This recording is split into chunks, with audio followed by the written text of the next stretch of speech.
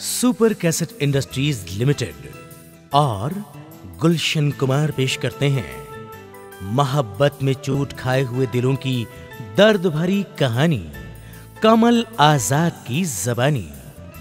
दोस्तों, कौन है वो बेवफा सनम जिसने ढाए हैं मासूम दिल पर सितम? किसने गमों की बिजलियां गिराई? कौन है वो हरजाई जिसने मोहब्बत की राहों में दिल पर बेवफाई के खंजर से वार करके दिल को बना डाला घायल दिल? तो आइए सुनते हैं सुपरस्टार राधे श्याम रसिया की सुरीली आवाज में सोहनलाल जी के संगीत पर भोजपुरी जख्म घायल दिल। काजल, काजल, कहां थी तुम काजल? कहां थी काजल? देखो, तुम्हारे बिना तुम्हारे इस दीवाने का क्या हाल हो गया है काजल। सूरज, मेरे सूरज, आज मैं तुमसे आखिरी बार मिलने आई हूँ। आज के बाद हम दोनों कभी नहीं मिल सकेंगे।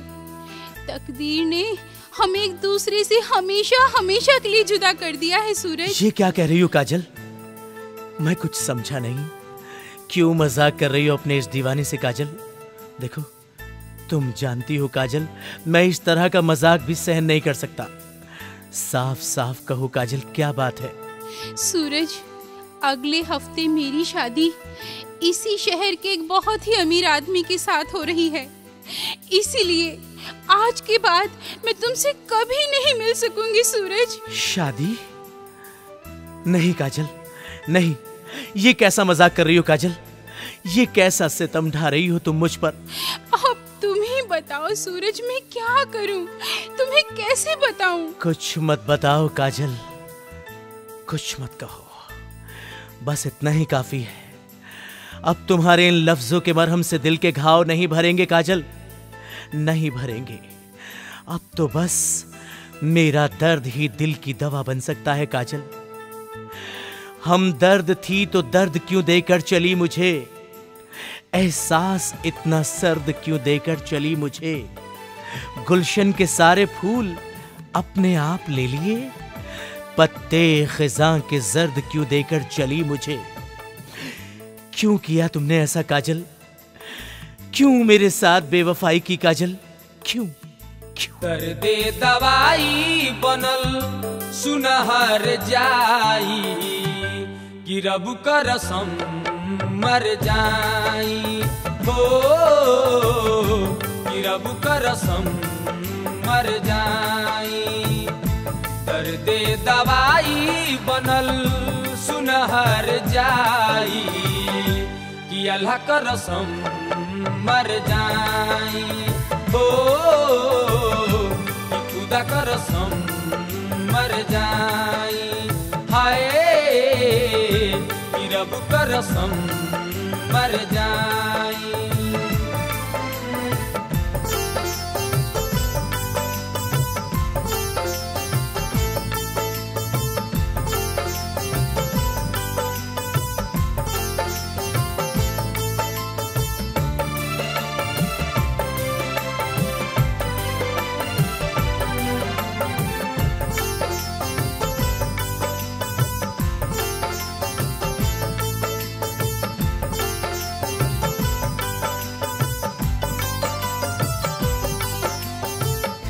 दिलवा में आशा बा तोहरा प्यार के, कहत देखा दीही आपन सीना फाड़ के।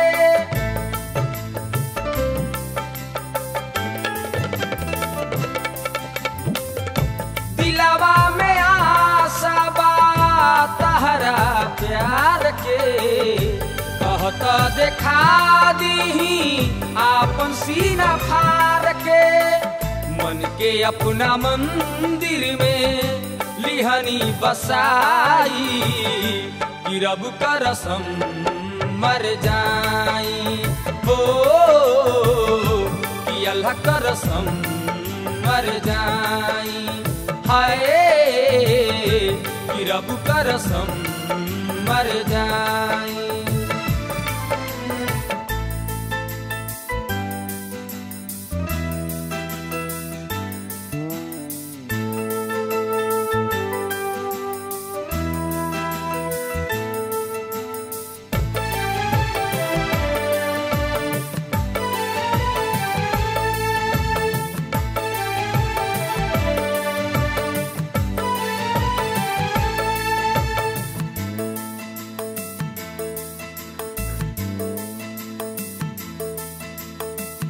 हमरा चिता पर दिया के जरई ह हमरा लाश के तुम दफना के जई ह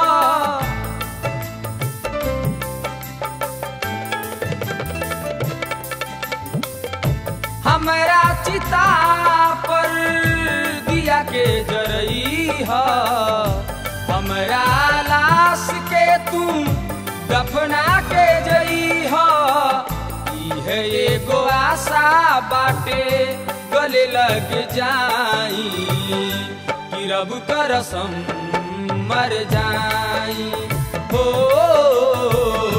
कि अल्लाह करसम मर जाई हाय कि रब करसम मर जाई।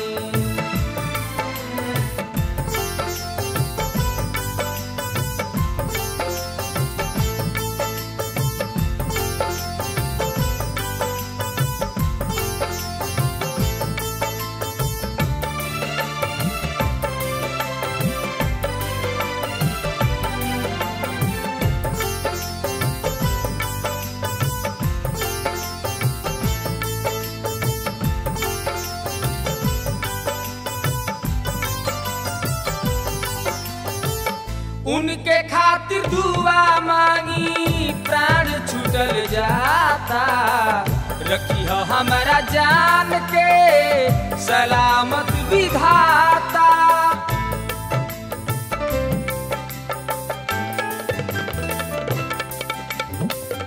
उनके खातिर दुआ मांगी प्राण छूटल जाता रखी हो हमारा जान के सलामत विधाता रसिया राधे श्याम कह फांसी चढ़ी जाई कि रब करसम मर जाई हो